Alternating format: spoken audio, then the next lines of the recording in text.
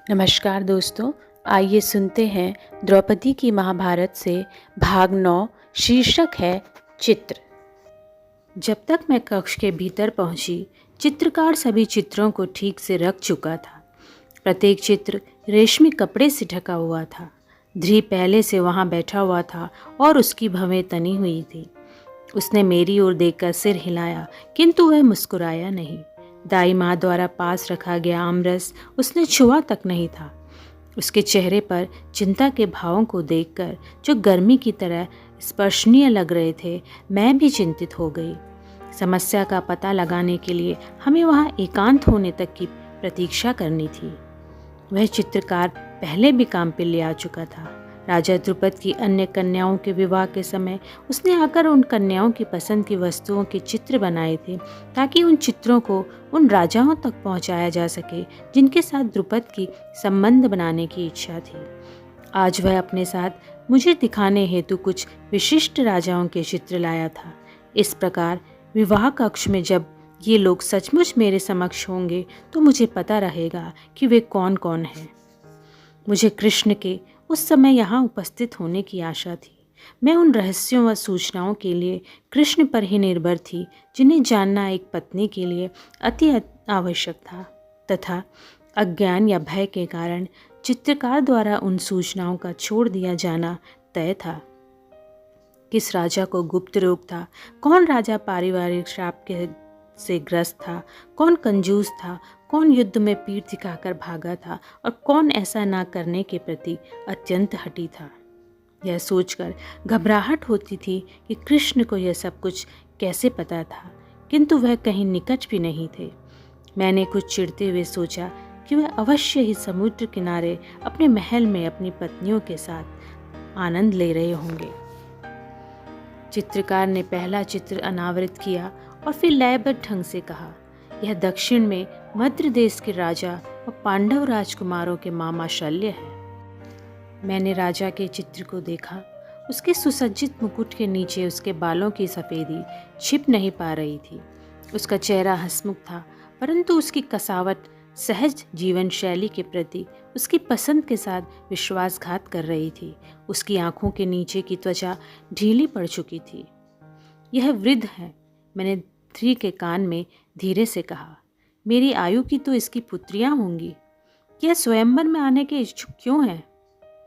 मेरे शांत स्वभाव वाले भाई ने कहा, जैसा कि तुमने स्वयं ही कहा था कि यह एक चुनौती है और पुरुषों के लिए चुनौतियों को अस्वीकार करना कठिन होता है, परंतु इससे हमें कोई खतरा नहीं।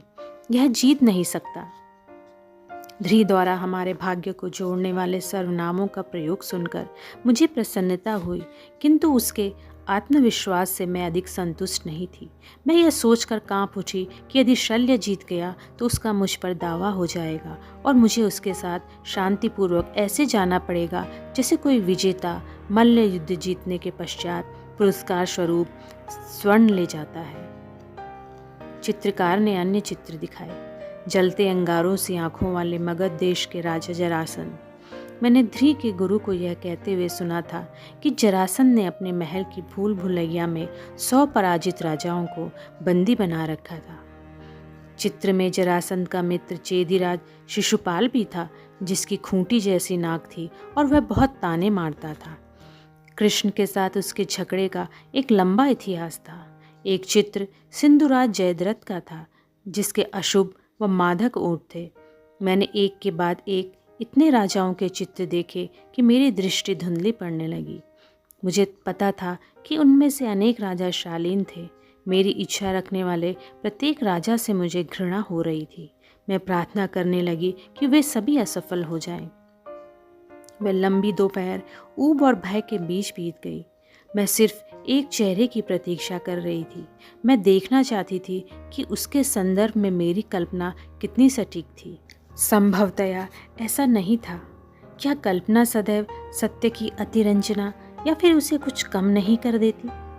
जब चित्रकार ने अंतिम व सबसे बड़े चित्र को अनावृत किया तो मैं सजग हो गई, क्योंकि मुझे विश्वास था कि वह अर्जुन का ही चित्र होगा। परंतु वह बोला, यह है शक्तिशाली दुर्योधन, हस्तिनापुर का भावी नरेश और साथ में उसके खास दरबारी हैं। ओह, तो यह है कुख्यात कौरव राजकुमार और अर्जुन का चचेरा भाई। ध्री के गुरु ने बताया था कि जिस दिन से उसके मृत चाचा के पुत्र पांडव दरबार में आए थे, वह उनसे घृणा करता था। उसे लगता था कि पांडव उस राज सिंहासन के दावेदार हैं जिसके ऊपर जन्म से उसका अधिकार है। ऐसा भी कहा जाता है कि उसने बचपन में एक पांडव को पानी में डुबोने का प्रयास भी किया था।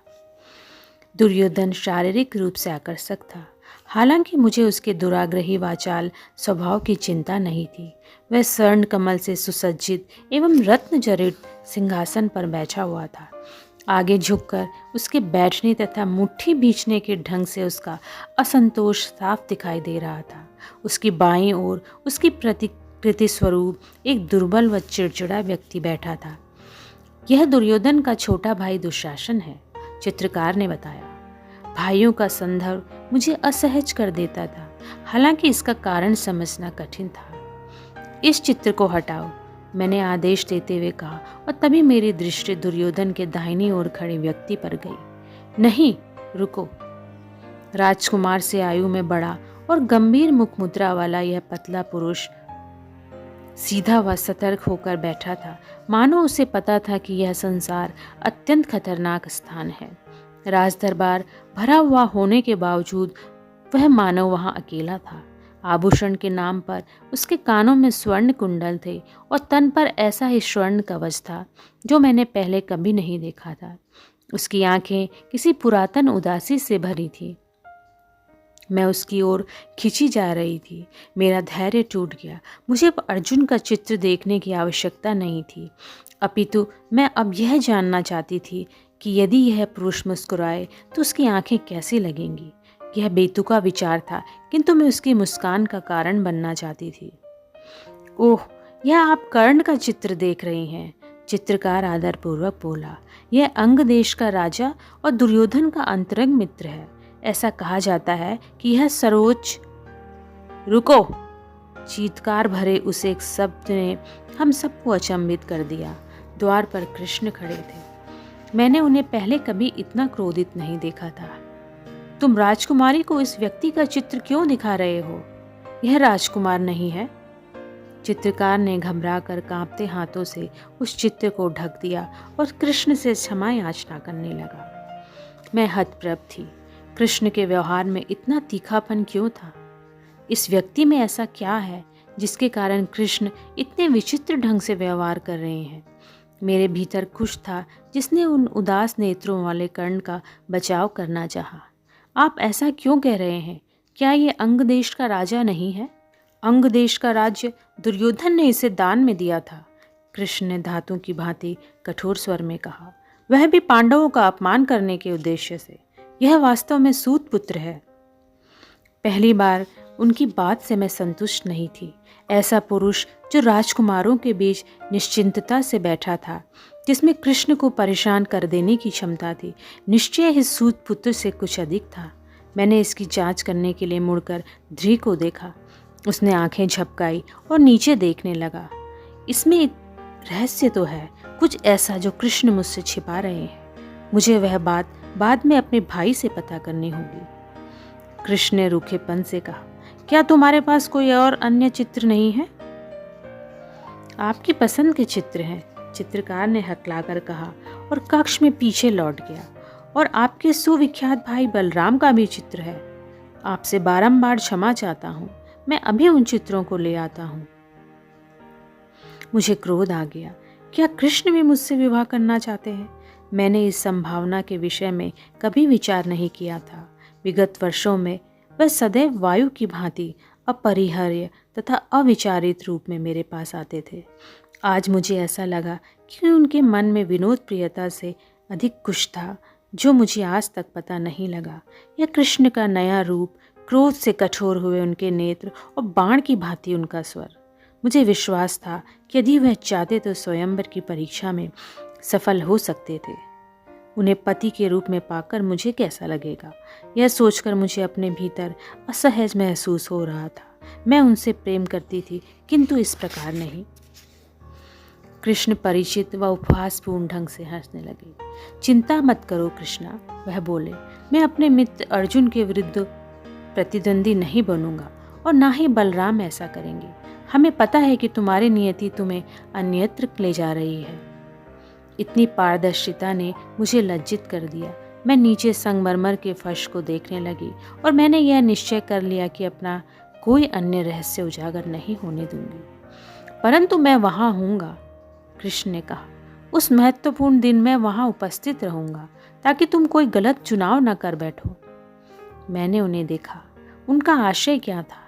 प्रतियोगिता से बंदी होने के कारण मेरे पास चुनाव के लिए शेष ही क्या था? उनके नेत्र शांत व रहस्यमय थे। उनके पीछे खड़ा ध्री बाहर चमकती हुई दोपहर देख रहा था और फिर उसने उबासी ली। क्या मैंने कृष्ण के शब्दों की कल्पना मात्र की थी, अथवा उन्होंने वह शब्द मेरे मस्तिष्क में कहे थे ताकि मैं उन्हें सिर्फ सुन सकूं? चित्रकार ने दोबारा कक्ष में प्रवेश किया। 2 चांदी जड़े हुए चित्रों के भार से वह झुका हुआ था।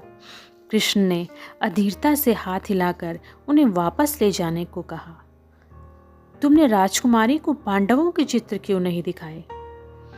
कृष्ण के क्रोध से डरा हुआ चित्रकार झिझका, परंतु फिर धीरे से बोला, महाराज, वे मर चुके हैं।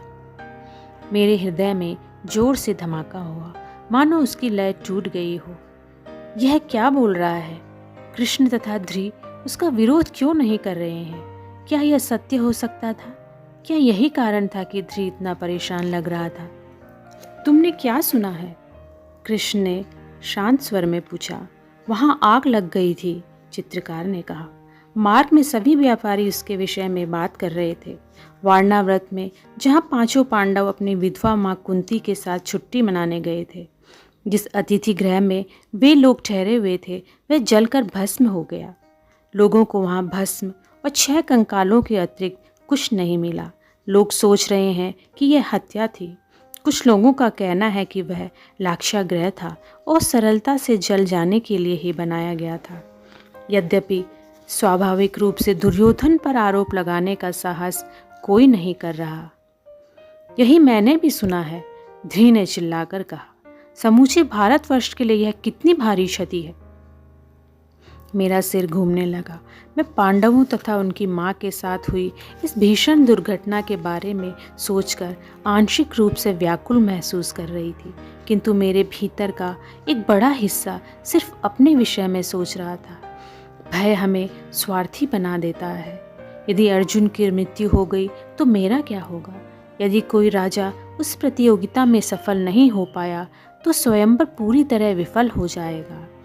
अपने अतिथियों के लिए असंभव कार्य निर्धारित करने के लिए मेरे पिता की निंदा होगी। मैं शेष जीवन अविवाहित रहने के लिए विवश हो जाऊंगी। परंतु इससे भी अधिक बुरा हो सकता है। अपमानित राजागण एकत्रित होकर मेरे पिता के विरुद्ध युद्ध की घोषणा कर सकते हैं। उसके बाद मुझे समेत इस पराजित राज्य के अवशेषों को परस्पर बांट सकते हैं। कृष्ण, ध्री ने कांपते स्वर में कहा, अब हम क्या करें? क्या स्वयंवर रोकने के लिए देर हो चुकी है? प्रिय, कृष्ण ने अबोध्य हास्य के साथ उत्तर दिया, क्या उस ब्राह्मण ने जो तुम्हें शिक्षा देता है कुछ नहीं सिखाया? जब तक किसी अफवाह की स्वयं पुष्टि न कर ली जाए, राजकुमारों को घबराना नहीं चाहिए। परंतु वे कंकाल, कृष्ण ने कंधे उचकाए, अस्थियां तो किसी की भी हो सकती हैं। कृष्ण ने चित्रकार को पांडवों के चित्र लाने के लिए संकेत दिया। आप इतने निश्चय से कैसे कह सकते हैं? ध्री ने पूछा। फिर उसकी आंखें फैल गई। क्या उन्होंने आपके पास कोई संदेश भेजा है? नहीं, कृष्ण बोले, परंतु यदि अर्जुन की मृत्यु हो जाती तो मेरा हृदय मुझे इसका संकेत दे देता। मैं उनकी बात पर विश्वास करना चाहती थी, परंतु मुझे संदेह हो रहा था, क्या हृदय को इन बातों का पता लग सकता है? मुझे पता था कि मेरा हृदय इन सूक्ष्म संवेदनाओं को पकड़ पाने में अक्षम था। ये हैं वे 5 पांडव भाई। चित्रकार ने ऐसा कहते हुए पुरुष के चित्र को अनावृत किया, जिससे हम सभी को यह अपेक्षा थी कि वह मेरा पति बनेगा। बाद में दाई माँ ने कहा, इसकी त्वचा अधिक श्याम वर्ण की है और इसकी आंखों में हट झलकता है। ज्येष्ठ भाई, क्या नाम है उसका? युधिष्ठिर। वह अधिक शांत लगता है। तुमने देखा वह चित्र में कैसे जमकर और राजसी ढंग से बैठा है, और उसकी मुस्कान में उसके एक समान श्वेत दांत दिखाई दे रहे हैं। मेरे विचार से तुम्हें इससे विवाह करना चाहिए। यदि उसके वृद्ध तात श्री ने कभी यह सिंहासन उसे सौंपा तो आखिरकार वही राजा बनेगा।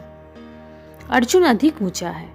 मैंने उस पुरातन उदास चेहरे को, जो मेरे मस्तिष्क में बार बार आ रहा था, दूर करने के उद्देश्य से धृष्टता पूर्वक कहा, क्या आपने रण में लगे उसके घाव नहीं देखे? इससे यह सिद्ध होता है कि वह कितना वीर है। दाई मां ने नाक सिकोड़ी। वह घाव मेरी दृष्टि से कैसे चूक सकते थे? वे उसके कंधे पर पड़े कीड़ों जैसे लग रहे थे। यदि तुम्हें कद में ऊंचा व्यक्ति पसंद है तो तुम्हें उसके दूसरे भाई भीम को चुनना चाहिए। उसका बलिष्ठ शरीर देखने में लायक है। मैंने सुना है कि वह शीघ्र ही प्रसन्न हो जाता है। उसे सिर्फ स्वादिष्ट और बहुत सा भोजन दे दो तो वह जीवन भर के लिए तुम्हारा हो जाएगा। आपने यही बताया था ना कि एक बार बचपन में दुर्योधन ने उसके साथ छल किया था, उसे विषयुक्त खीर खिला दी थी, और जब वह उस खीर को खाकर अचेत हो गया तो उसे उठाकर नदी में फेंक दिया गया था। अर्जुन को इस प्रकार मूर्ख नहीं बनाया जा सकता। मैं यह बात उसकी तीखी नाक और कटीली ठुड्डी को देखकर कह सकती हूँ। कटीली?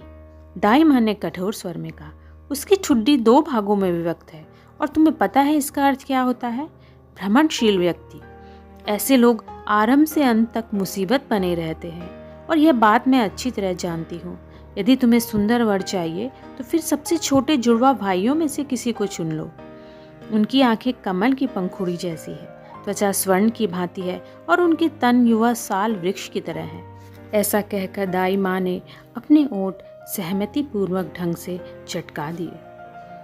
ईश्वर के लिए उन्हें छोड़ दो दाई मां। वे दोनों मुझसे आयु में बहुत छोटे हैं। मुझे परिपक्व और निपुण व्यक्ति पसंद है। दाई मां ने अत्योक्तिपूर्ण ढंग से सांस ली। फिर तो मुझे लगता है तुम्हें अर्जुन ही पसंद आ रहा है। कम से कम यह मूर्खता मत करना कि उसे अपने ऊपर पूर्ण स्वामित्व का अधिकार दे बैठो। हालांकि प्रेम लीला से तुम्हारा मस्तिष्क इतना बहक चुका है कि संभवतः तुम्हें मेरी कोई बात याद नहीं रहेगी। मुझे लगता है विवाह के बाद मुझे आपको अपने साथ लेकर जाना पड़ेगा, जिससे आप मुझे याद दिलाती रहो। मैंने कहा। फिर हम सब हंस पड़े, परंतु हमारी हंसी शीघ्र ही फीकी पड़ गई। विनोद के क्षण हमारे हाथ से फिसल गए, और हमारे साथ सिर्फ वह अनिश्चितताएं रह गई जिन्हें हम छिपाने का प्रयास कर रहे थे। दाई मां ने अपनी बाह मेरे गले में डाल दी। क्या उन्हें इस बात का अनुमान था कि मेरा हृदय मेरे भीतर ऐसे अश्व की भांति बिगड़ रहा था, जो अपने आरोही का आदेश मानना अस्वीकार कर देता है? मैं उनसे उस दूसरे प्रतिबंधित नाम कर्ण के विषय में बात करने के लिए कितनी आतुर थी। बाहर श्याय रात्रि में उस काल के पक्षी एक दूसरे को पुकार रहे थे। उनका विषादग्रस्त स्वर कभी निकट, कभी दूर, और फिर कभी सहसा निकट सुनाई पड़ता था। भाग 10, शीर्षक है जन्म। मैं जानना चाहती थी कि कुंती दिखने में कैसी थी। मैंने सोचा यदि वह मेरी सास बनी तो यह जान लेना अच्छी तैयारी होगी। संभवतया उनके चेहरे को देखकर मुझे उनके स्वभाव का पता लग सकेगा। मैं जादूगरनी की चेतावनी को भूली नहीं थी, परंतु चित्रकार के पास उनका कोई चित्र उपलब्ध नहीं था। उसने क्षमा सहित मेरे पास एक अन्य चित्र भेजा था, दुर्योधन की माँ और अर्जुन की ताई गांधारी का चित्र। चित्र 1 हाथ जितना चौड़ा था और सफाई से नहीं बना हुआ था, मानो किसी प्रशिक्षु ने बनाया हो। शायद विवाह उपरांत स्त्रियों के चित्रों की अधिक मांग नहीं थी, चाहे वह रानी ही क्यों ना हो। दाई माँ और मैंने उस चित्र को देखा और गांधारी के लक्षणों का ध्यान से अध्ययन किया। उसकी आंखें एक मोटी सफेद पट्टी से ढकी हुई थी। तुम्हें इसकी कथा पता है? दाई माँ ने पूछा। जब इसे पता लगा कि इसका विवाह नेत्रहीन धृतराज से होने वाला है तो इसने अपनी आंखों पर यह कहकर पट्टी बांध ली कि वह ऐसे किसी सुख का उपभोग नहीं करेगी जिससे उसका पति वंचित है। लोग कहते हैं उस दिन से आज तक इसने यह पट्टी नहीं हटाई। मैंने यह कथा, अथवा सही कहें उसके पति के प्रति उसके समर्पण के सम्मान में लिखा गया यह गीत सुन रखा था। समय समय पर मेरे पिताजी मेरे पास भाट चारण भेजते थे और सोचते थे कि उनके गीत मेरे भीतर अच्छा स्वभाव विकसित कर पाएंगे और बुरे स्वभाव को मुझसे दूर रखेंगे। इसी तरह मुझे अनेक लोगों के जीवन से परिचित करवाया गया, जैसे सावित्री, जिसने यमराज से अपने पति के प्राण वापस ले लिए थे, सीता, जो राक्षस राज रावण द्वारा अपहरण किए जाने के बाद भी अपने पति के प्रति निष्ठावान रही थी, और देवयानी, जिसने अपने पिता की चेतावनी के बाद भी गलत व्यक्ति से प्रेम किया और बाद में शोक संतप्त हुई। वैसे मेरा व दाई माँ का ऐसा मानना था कि गांधारी द्वारा ऐसा त्याग किए जाना कोई बुद्धिमानी नहीं थी। यदि मेरे पति नेत्रहीन होते तो मैं निश्चित ही अपनी आंखें खुली रखती, मैंने कहा, ताकि मैं उन्हें वह सब कुछ बता सकूं जो उनके साथ होता। दाई माँ का मत इससे भिन्न था। शायद नेत्रहीन व्यक्ति से विवाह करना गांधारी को पसंद नहीं आया, किंतु राजकुमारी होने के नाते यह संबंध छोड़ पाना भी संभव नहीं था। हो सकता है उसने यह पट्टी इसलिए बांधी हो जिससे उसे प्रतिदिन उस नेत्रहीन व्यक्ति को ना देखना पड़े। वह चित्र काफी पुराना था। उसमें गांधारी सुंदर व कन्यावत विचारों में खोई हुई लग रही थी। उसके केश की लटी उसके माथे पर गिर रही थी और वह हवा में कुछ सुनने का प्रयास करती हुई प्रतीत हो रही थी, मानो वह अपनी खोई हुई दृष्टि की क्षतिपूर्ति कर रही हो। मुझे संदेह था कि क्या कुछ ऐसे दिन भी रहे होंगे जब उसे अपने पत्नीवत धर्म को चुनने पर खेद होता हो और वह सोचती हो कि ऐसा करने के स्थान पर वह एक नेत्रहीन राजा की मार्गदर्शक एवं सलाहकार बनकर सत्ता का उपभोग कर सकती थी। परंतु उसने शपथ ली और फिर अपने ही शब्दों के जाल में उलझ गई। उसका मुख सशक्त लगता था और उसके पीले सुंदर ओठ उसके संकल्प व हताशा के मध्य संतुलन स्थापित करते लगते थे। गांधारी ने यद्यपि अपने विवाह के लिए बहुत कुछ त्याग किया था, किंतु वह भी कुंती की भांति प्रसन्न नहीं थी। बाद में मुझे लगा कि क्या यही बात उन दोनों रानियों को शक्ति प्रदान करती थी, परंतु शायद मैंने कारण व परिणाम को परस्पर मिला दिया था। शायद बलवती स्त्रियों का विवाहित जीवन उदासीपूर्ण ही होता है। इस विचार से मैं परेशान हो उठी। धृतराष्ट्र बहुत कटु व्यक्ति था। वह इस विचार से कभी उभर नहीं पाया कि वृद्ध जनों द्वारा राजा बनने के प्रश्न पर विचार करते समय राज्य का दायित्व उसके पास से सिर्फ इसलिए हस्तांतरित किया गया था क्योंकि वह नेत्रहीन था। उसका दावा था कि वह अपने अनुज से प्रेम करता था, और शायद करता भी था। चूंकि वह अत्यंत विचित्र व विरोधाभासी स्वभाव का व्यक्ति था, वह शाप पीड़ित पांडु के वनवास जाने के निर्णय से अवश्य ही प्रसन्न हुआ होगा। धृतराष्ट्र के जीवन का एकमात्र उद्देश्य एक पुत्र उत्पन्न करना था जो उसके बाद उसके सिंहासन का उत्तराधिकारी बन सके। परंतु यह समस्या खड़ी हो गई कि कई वर्षों तक अनेक प्रयासों के बावजूद गांधारी गर्भ धारण नहीं कर सकी। अंत में जब यह संभव हुआ तब तक देर हो चुकी थी। कुंती के गर्भ में युधिष्ठिर का आगमन हो चुका था। वर्ष आया और वर्ष बीत गया। युधिष्ठिर का जन्म हुआ। अगली पीढ़ी का प्रथम पुत्र होने के नाते वृद्ध जनों ने घोषणा की कि सिंहासन युधिष्ठिर को ही मिलेगा। धृतराष्ट्र के गुप्तचर कई अन्य अशुभ समाचार लाए। कुंती दोबारा गर्भवती हुई। अब धृतराष्ट्र व उसकी महत्वाकांक्षाओं के मध्य दो बाधाएं थीं। गांधारी का पेट मधुमक्खी की विशाल छत्ते की भांति बढ़ता चला गया, परंतु उसे प्रसव पीड़ा नहीं हुई। शायद कुंठित राजा का उसे फटकार लगाना या गांधारी की एक सेविका को अपनी प्रेमिका बना लेना ही वह कारण था जिसने गांधारी को निराशा के सागर में धकेल दिया। उसने अपने पेट पर तब तक निरंतर चोट की जब तक उसमें से रक्त नहीं बहने लगा, और इस रक्तपात के बीच उसने एक विशाल अविकसित मांसपिंड को जन्म दिया। महल में कोलाहल मच गया। दाई माँ ने कहा, लोग हाथ झटकते हुए इधर उधर भाग रहे थे और कह रहे थे कि यह दैत्यों का कार्य है। उनका नेत्रहीन राजा अपने सिंहासन पर हतप्रभ बैठा था और गांधारी अचेतावस्था में थी। तभी सौभाग्य से वहां एक तपस्वी आया। उसने उस मांसपिंड को काटकर उसके 101 टुकड़े किए और फिर प्रत्येक टुकड़े के लिए मक्खन से भरी एक एक हांडी मंगवाई। उसने उन टुकड़ों को उन हांडियों में बंद किया और यह चेतावनी दी कि उन्हें 1 वर्ष से पहले न खोला जाए। इस प्रकार दुर्योधन और उसके भाइयों और उसकी एक बहन दुशल्ला का जन्म हुआ। शायद यही कारण है कि उसकी कर्ण से इतनी घनिष्ठ मित्रता है, क्योंकि वह भी संसार में ऐसे ही विचित्र ढंग से आया था। कर्ण का नाम सुनते ही मेरा चेहरा गर्म होने लगा। उसे छिपाने के लिए मैंने कहा, क्या किसी के यहाँ भी बालक का जन्म सामान्य ढंग से नहीं होता? दाई माँ ने मुझे तीखी दृष्टि से देखा। यदि उन्हें कोई प्रश्न पूछने की इच्छा हुई भी होगी तो उन्होंने वह नहीं पूछा। क्या इसलिए कि उन्हें पता नहीं था कि वह उत्तर सुनकर क्या करेंगी? तुम बोलती बहुत हो, वह बोली और फिर कथा सुनाने लगी। अधिकतर लोग यही जानते हैं कि अधिरथ नाम सारथी ही कर्ण का पिता है, किंतु कुछ समय पूर्व हस्तिनापुर की अश्वशाला में काम करने वाले एक लड़के ने कुछ अलग ही कथा सुनाई। एक दिन जब अधिरथ गंगा तट पर पूजा अर्चना के लिए गया तो उसे वह बालक नदी में तैरती एक लकड़ी की टोकरी में लेटा मिला। वह बालक उस समय मात्र 1 सप्ताह का था।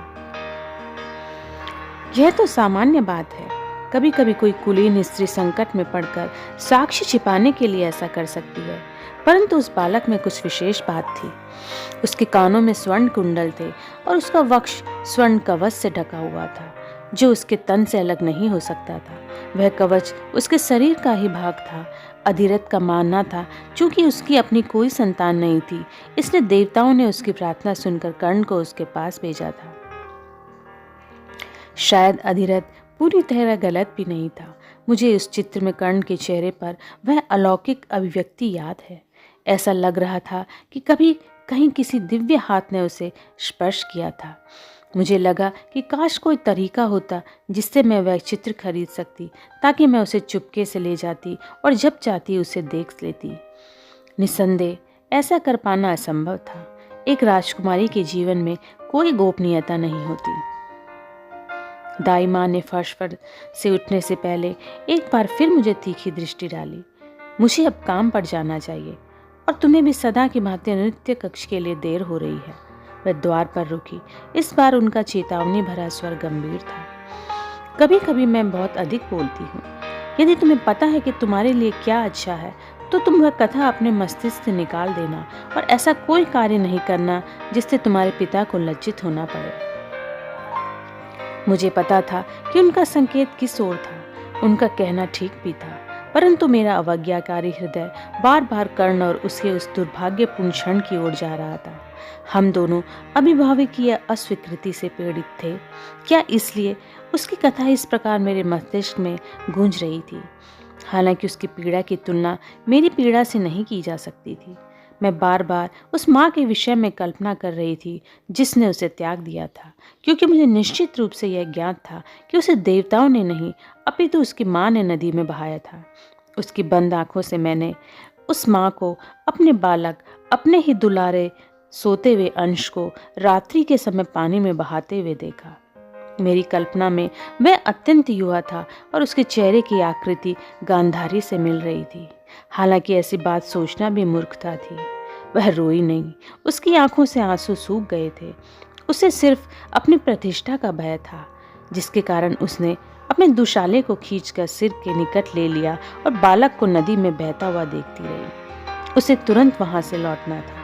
वह अपने सभी आभूषण शयन कक्ष में छोड़कर आई थी और उसने अपनी सबसे पुरानी साड़ी पहनी हुई थी। यदि चौकीदार उसे उस समय अपने पिता के महल से इतनी दूर देख लेता तो अनर्थ हो सकता था, क्योंकि इतनी रात्रि में सिर्फ वेश्याएं बाहर घूमती थी। नदी के घुमाव के साथ जो ही डगमगाती हुई टोकरी उसकी दृष्टि से ओझल हुई, उसने अपनी सिसकी को किसी तरह दबा लिया। फिर वह यह सोचती हुई कि कम से कम काम तो निपट गया, अस्थिर कदमों से घर लौट आई। मेरा हृदय उस माँ और बेटे दोनों के लिए द्रवित हो रहा था, क्योंकि जीवन के विषय में इतना कम जानते हुए भी मैं यह अनुमान लगा सकती थी कि ऐसा करना पूरी तरह गलत है। अपना शेष जीवन वह यही सोचती रहेगी कि ना जाने उसका पुत्र कहाँ होगा। प्रत्येक आकर्षक अपरिचित पुरुष के निकट से गुजरते हुए वह सोचेगी, ऐसे ही जैसे उसका पुत्र भी अपरिचित स्त्रियों के विषय में सोचेगा कि क्या यह है। प्रत्येक सुबह उठने के बाद एक नगर में अथवा 2 भिन्न राज्यों में उन दोनों को प्रथम विचार एक दूसरे के विषय में आता होगा। वे दोनों क्रोध और पश्चाताप के क्षणों में यह सोचते होंगे कि काश उस दिन वह दूसरा विकल्प चुनने का साहस कर पाई होती।